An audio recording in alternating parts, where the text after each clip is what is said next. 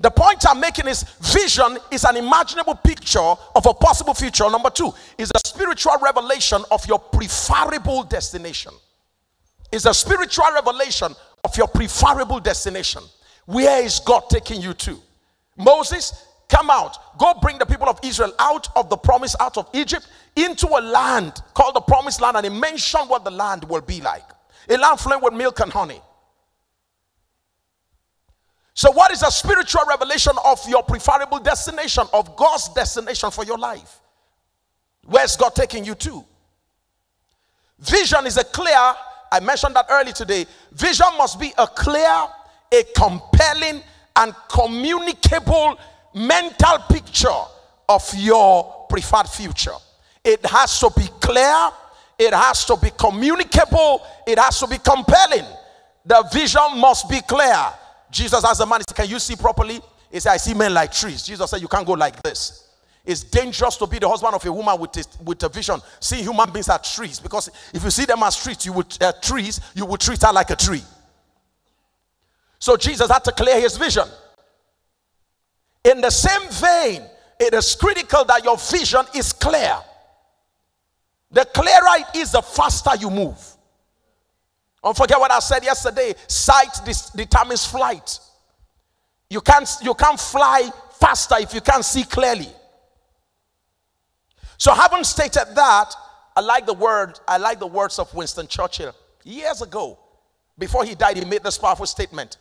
He said, the empires of the future are the empires of the mind. Is that true now or not? We're in a digital economy now, whereby billionaires, think about it. Think about the billionaire you call Mark. Think about the billionaire you call Larry Page. Think about the billionaires who are beginning to emerge now. How many factories do they have? Imagine that Dangote, imagine that Dangote need to have sugar factory, need to have oil, need to have cement, need to have all of that. And even then, he is trailing somebody like Mark, who only has one product. No plants anywhere. Only one funny Facebook office somewhere in California, where people who go to work, they don't look serious.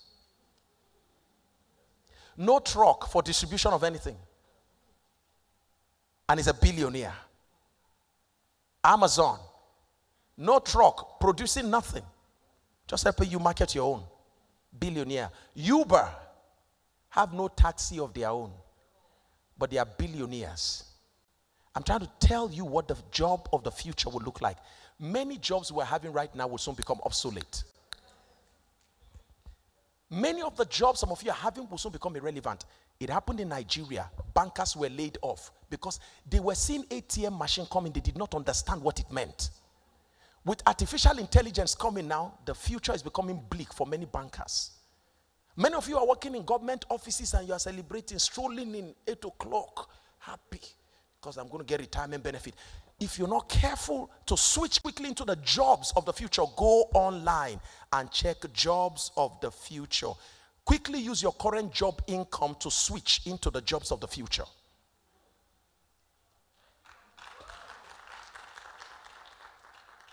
Who would have ever thought that managing Facebook would be a job?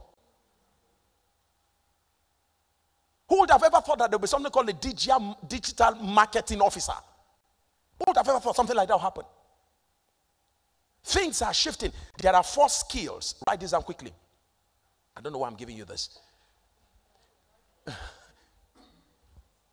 There are 4 skills you need in order to compete with the future. Number 1, critical thinking skills. Go and do a study on that. Please take time to do a study on critical thinking skills. Number 2, creative thinking skills. Creative thinking skills. Number 4, communications. Number 3, communication skills. Number 4, interpersonal relationship skills. If you want to stay relevant, you want to stay productive, you want to stay in business in the years to come, by research, these are the 4 major skills that will drive the jobs of the future. Whether you're in the ICT industry or whatever it is, these are the 4 major jobs. You're in the medical profession, those of you who are in the medical field, you better be aware that just carrying stethoscope around is not going to secure you a job in the future. You better leverage on ICT now so you can secure your future. However that is going to lead you, you better define yourself.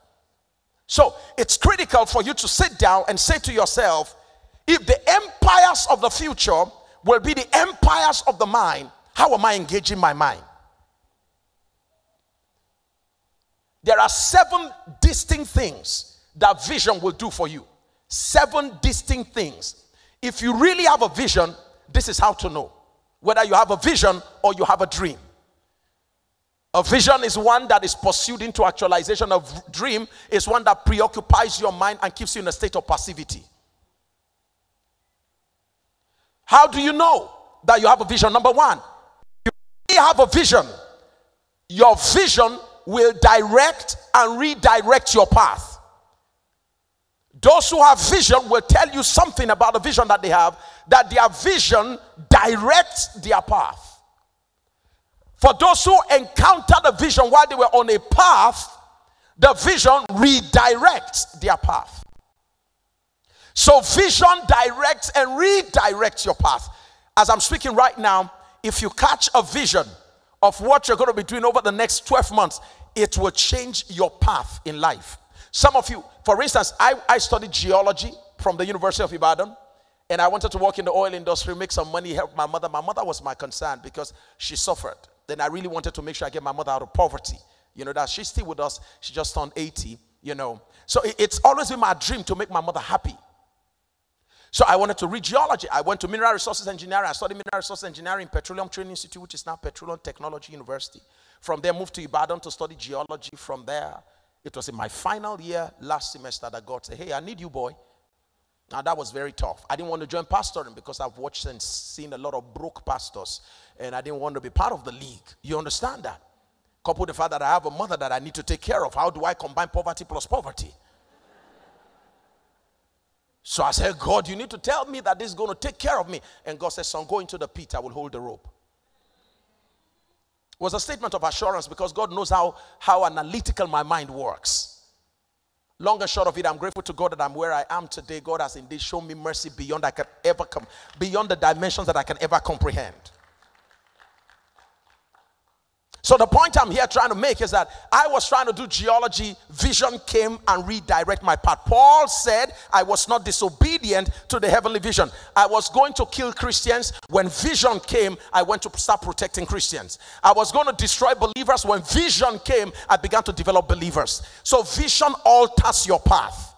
If vision has not changed the way you've been moving, the way you've been going, the path you've been following, you have not encountered vision. Vision will change your path. Yesterday they mentioned something about sociology here, and then I got to discover that Mama studies sociology. What is sociology doing in church? Well, the application of sociology is finding expression in church. Vision will alter your path. Pastor Kumu studied mathematics. Vision altered his path. Pastor Adebo studied something hydrodynamics. Vision altered his path. Something about vision, it will alter your path. When Mark got it, it altered his path. When Bill Gates got it in the university, it altered his path so much that I had to leave the university. Because vision comes with passion. Number 2, vision will determine or redefine your association. You cannot say you have captured vision and still maintain your old friendship. Only those who fit into the current context of your vision can actually remain within your inner cycle, because you will always go like the company you keep. Number 3, vision will dominate and influence your thinking. A man of vision thinks vision. One who has no vision thinks about people and thinks about what's happening around in community. God talks about who is wearing the latest what. People who have vision, their minds are dominated by their vision. Number 4, vision will develop and influence your character. Vision will influence and develop your character, because your current character is not a match for your future vision deliveries. Is that okay? So vision will ultimately impact on your character. There is a kind of character you are expected to assume in order to carry out a vision that God has given to you. So vision will impact on your character.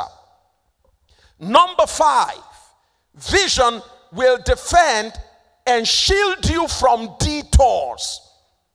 Vision will defend you and keep you from detours. The word detour there is D-E-T-O-U-R. If you don't have a vision, you are likely going to make a lot of mistakes. If you don't have a vision, you will step out to go in a direction and ultimately end up going in another direction. So vision puts a boundary around you. People who don't have a vision that they pursue easily get distracted. Number 6, vision will drive and inspire you from within to do something daily. So if you say you have a vision and there is nothing you do on a daily basis to pursue it, you don't have a vision, you have a dream. So vision, it's critical to understand that vision drives us from within on a daily basis. Number 7, I like this one. Vision will decorate and attract to your life honor, respect, and rewards. Vision will attract to your life honor. Honor has to do with who you are. Respect has to do with what you've achieved. Rewards have to do with what you get in return on the investment of your time, talents, and gifts. So don't play with vision. In fact, let me add one more. Vision will decide who you marry. You like that one now? Vision will do what? Decide who you marry. In fact, let me put it this way. Vision should decide who you marry. You cannot be a man, like I said, with a global vision, and then you're trying to hook up with somebody whose perspective is very local. If you're a woman with a vision size 64 and you're hooking up with a man whose mindset is size 15, you're in trouble. Please have me put your hands together for Pastor Porgy, who just walked in.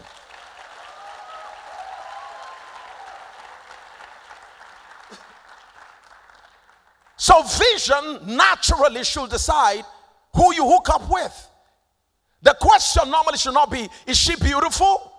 The main question should be, is she heading in the same direction? Madam, do you think where I'm going to is where you like to go to? And sweetheart, let me say something to you, the women. Don't just marry a guy because he looks cute. Fine face doesn't make fine home. Is that okay? All right, so here's the point. If you want to marry a guy, the first thing you do when you meet at Mr. Biggs or Tantalizers or Shawarma Center, when you meet, wherever you choose to meet, even if it's under a tree, is that okay? Just don't do one thing. Never meet in a private apartment all alone by yourselves. Write that one down. Hashtag it. I'm not moving. Write that one. Put it hashtag. Never meet with the opposite sex in a private apartment all alone by yourselves. Oh, no.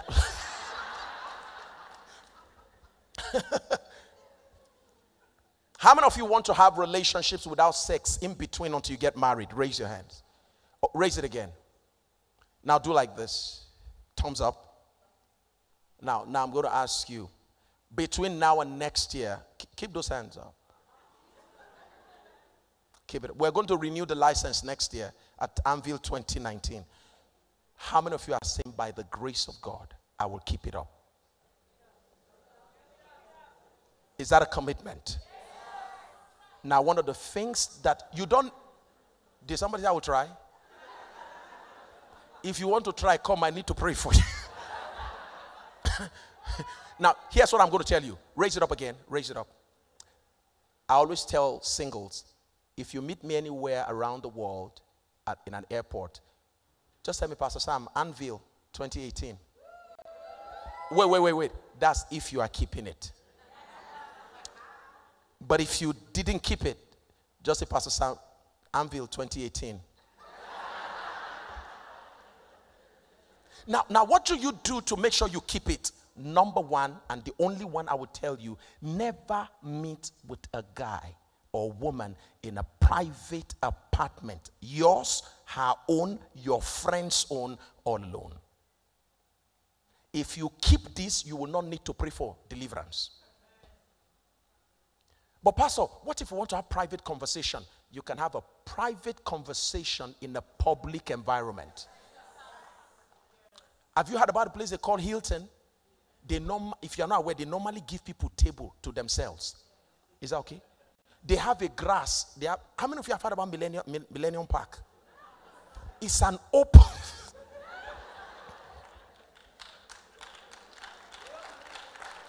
Okay, so we need to move. What's the danger of not having a vision? Number one, if you don't have a vision, your life will be full of distraction. If you don't pursue a vision, defeats are going to abound in your life. If you don't have a vision, you're going to fall into a situation where you become desperate. Desperation will characterize your life. If you don't have a vision, you're going to be full of despair. If you don't have a vision, discouragement will overwhelm you. So it's important for us to understand that vision is very critical to a very successful life. How are we going to actualize our vision now? From the stage of conception, where you receive the vision, to the state where you actually actualize the vision. Let me quickly give you what you need to do in order to conceptualize a vision. Number one, retreat. So we're looking at the three phases involved in the actualization of a vision. Number one is to retreat to a quiet place. Because don't forget, like I said, a man does not impregnate his wife in a public arena. Is that okay? In the same vein, if you want God to deposit into your spirit things that have to do with the future, mental pictures or spiritual pictures or revelations of your preferred future, you need to withdraw into a place of quietness. During this conference, you may need to hang out somewhere under the foyer there, or in the foyer somewhere. Just go quietly on your own with a notebook, lay before the Lord, or get into one of the classrooms and just spend time in God's presence all alone by yourself with yourself and God. So retreat to a quiet place. Number two, redefine, very important, your purpose. In the place of quietness, you want to redefine your assignment. You want to redefine from God's perspective. What do you want me to do? What I want to do is not as important as what you want me to do. Ambition is inferior to assignment. Is that okay? So you want to be very clear from God's perspective what you want me to do. So redefine. And then number three, recapture, very important, the picture of God's ideal future for you, not your own idea, his own ideal picture for your future. It's important to know that you are limited by space-time. You are limited by your senses. So it's dangerous for you to plan out your future based on limited senses and perception. God knows the end of things from the beginning thereof. Does that make sense? All right, so recapture. Number three, realign your path with your actions, your decisions. Realign them with what you have rediscovered in the place of redefinition with God. It's important that you realign, make sure everything now is in perfect alignment with what God has shown you.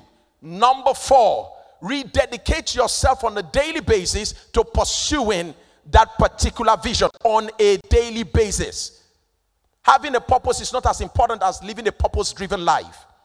Is that okay? So rededicate yourself. Rededicate yourself on a constant basis, on a daily basis. Wake up every morning and say to yourself, what do I need to do today to get me into that preferred future? What do I do today to get me into that preferred future? What now? Number six, revisit and review your achievements on a regular basis. Revisit and review how far and how well you're going, whether you're still on the same path, on the right path, on a regular basis. It's critical that you do that if you want to get to your final destination. I'm going to do something here. This is Sam, and I have 3 strands of hairs on my head. Okay, this is also the Sam of the future. This is the Sam of the present. Is that okay? Now there are steps I need to take in order to get to where I'm going to. So I'm going to illustrate this, very important. The last thing I want you to do after you review, is that okay? I said you should revisit and review your achievements on a daily basis every day. Don't just write this down, do it daily. And if you can't do it daily because of the nature of your work, do it weekly, at most monthly. But it's dangerous to do it monthly, because if you have to review on a monthly basis, so many things will have gone wrong in a month. So review on a daily basis. Examine yourself to see whether you are still in the faith. So it's critical that you constantly examine yourself. A life that is not worth examining is not worth living. Examination is critical. And let me say this ultimately, if you're going to revisit so you can stay focused, you need focus to stay focused. That's why Martina, who plays tennis, when she was asked what was the secret of her success, you know what she said? She said, I concentrate on concentrating. Put another way, I focus on focusing. All right, everybody say with me, I will stay focused. All right, let me give you a perception about what focus is. Focus is maximum concentration on your key priorities. Write that down. Focus is maximum concentration on your key priorities. So you're not going to tell us that, Pastor, by this year, time next year, I'm going to be a millionaire, and then along the path in the next 3 months, because again, let me tell you one thing you must never fail to do. If you want to stay on track, make sure you keep listening to what keeps you on fire. The only way to stay on track to achieve your goals for 2019 is to make sure you get all the messages that you will hear in ANVIL and play them on a regular basis. That will keep you on track. A departure from it will begin to create room for other things to infiltrate and dilute your conviction. So if you caught fire here, like most of you are already on fire, if you caught fire between the things you've heard yesterday and the things you're hearing today, make sure you play those things regularly. Put them in your car. Maintain the atmosphere in your house. It's very critical. Now, one of the things you must learn to do is to make sure you learn to rewrite your vision again. In the place of reviewing, you rewrite your vision. Was there something I was giving you before? What was it? Yeah. So rewrite your vision. Now listen to this. When it comes to rewriting your vision, it is so critical because 4 things influences your mindset as at the time when you write your vision. 4 things normally influences the way you write your vision. Now, the way you're going to write your vision today is dependent on 4 things. Number 1, exposure. Number 2, education. Number 3, encounters. Number 4, experience, or what they call expertise. Is that okay? Now, as those 4 things increases, your perspective, your worldview will change. So sometimes God speaks to you at your level, speaks to you about the future. For instance, now, it's going to be difficult for God to speak to you about building a house inside water when you've never seen one before. It's going to be difficult for you to conceptualize it. Is that okay? So sometimes God gives you a little bit of exposure, a sneak preview into the kind of things that God will speak to you about in the future. That's why you owe it to yourself to expose yourself. If you can't go to America, go to Ghana. Is that okay? If you can't go to Ghana, go to Lagos. If you've been in Abuja for 15 years and you've not traveled, please make sure you travel to Jos. At least if that's the farthest you can go. Go somewhere. You owe it to yourself. Nobody will do that for you. Expose yourself. Number 2, your education level matters. Of all the apostles of our Lord Jesus Christ, it's amazing to know that Paul, of all of them, was the one that was used more than the rest. I do not want to assume that it's because he's the one. Don't forget that he didn't even see Jesus physically. How was it? Let me say something. Education plays a vital role. Give yourself, educate yourself. Go to Udemy. If you can't go to any campus physically, go online. There are universities you can attend now online. Is that okay? All right. So make sure you rewrite your vision based on the increase in the 4 variables that I've mentioned to you. As you increase your education, exposure, experience, and encounters, the more people you meet, the more enlightened you become. Is that all right? And that shapes your worldview. Okay. The question then becomes, how do I go, having written my vision, how do I enter into a state of preparation? Because that's where we're at now. How do I go into the state of preparation? What steps do I take to move me, please, from my present location, my present situation, my present phase? how do I move into my preferred phase, into my future destination? Can somebody give me an idea of what's going to be the future? What's this going to? I'd like you to draw this. Is that okay? Draw that however you want to do. Some of you are better than we are in art. Make sure we see the present you, and I want you to draw something that is almost diagonal that way, and let me have the future you. Is that okay? Please draw it entire page, from the base of your page to the very peak of your page. That's showing a progression from the lowest version of you to the highest version of you. Is that okay? Please make sure you write. Please make sure you write. If you can't write, make sure you get a phone and you can go to your Evernote. You can also begin to use your Evernote to do that. It's very possible to achieve that with Evernote. Okay? So let's take it carefully now, the practical steps that we have to take. The first thing you want to do here is to be clear in your mind about, please, you don't start taking the step until you are clear about the destination.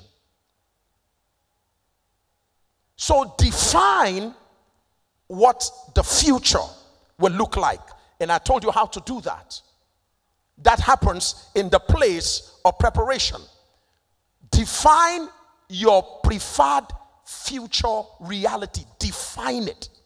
If the definition is not clear, if the definition is not apt, the actualization also will be defective. So define it. Define the preferred future that you want to have. You define your preferred future reality. And here's what I want to say. Define your preferred future reality in at least 1 to 8 areas of great concern in your life. For instance, you want to define your future reality in the area of marriage. And please do it in a decade. Do it for a decade. In 10 years' time, I will be married with how many children? 7, right? Like doing 7 in 10 years. That's going to be like 2, 2, 2, 1. 3, 4, 3. Different permutations. All right. Somebody give me an idea. Give me an idea of your future reality. Where do you see yourself financially? How much are you worth in 10 years' time?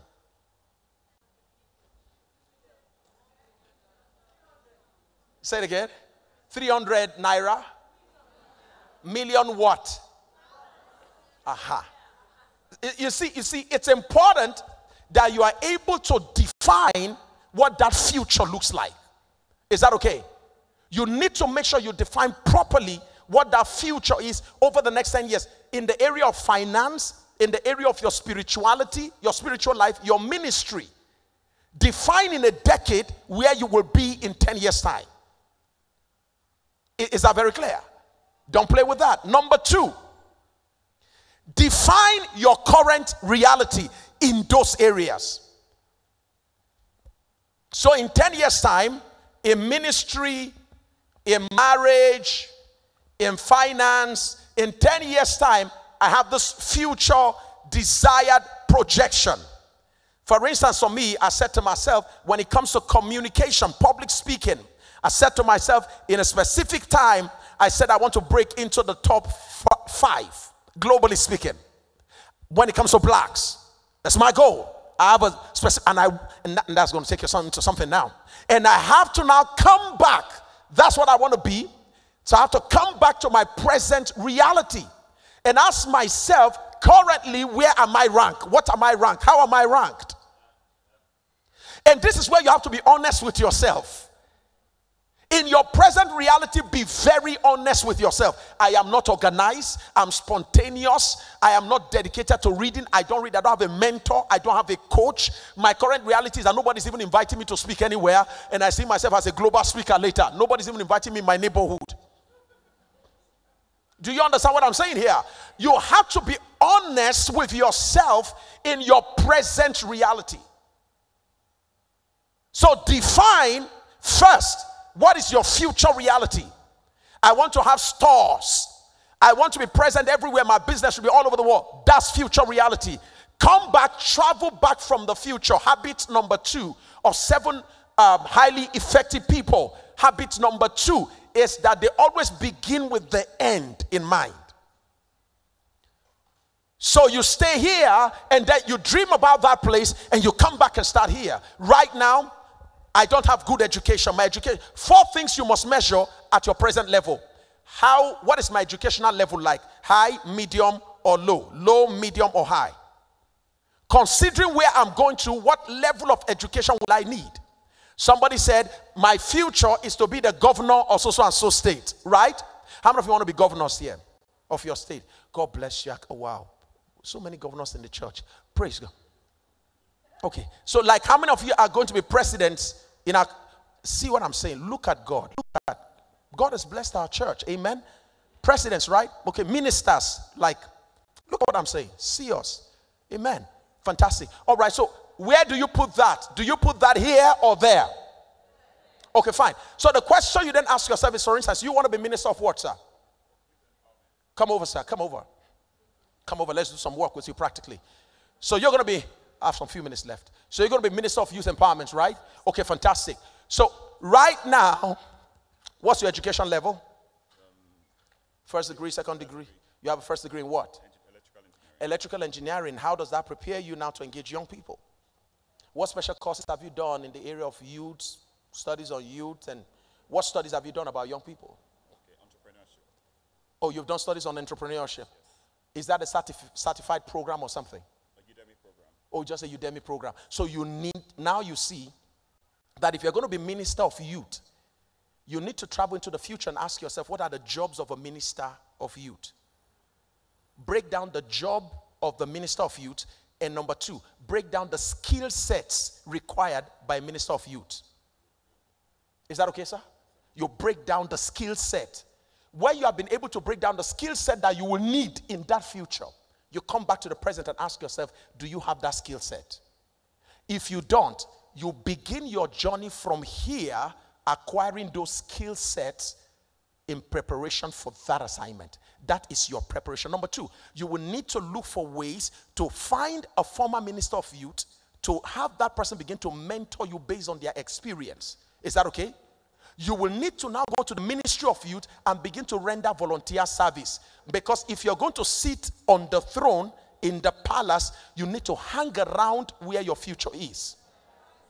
That was why David had to come into the palace to be rendering free service to Saul. Are you getting what I'm saying now, sir? It's important that you hang around your future.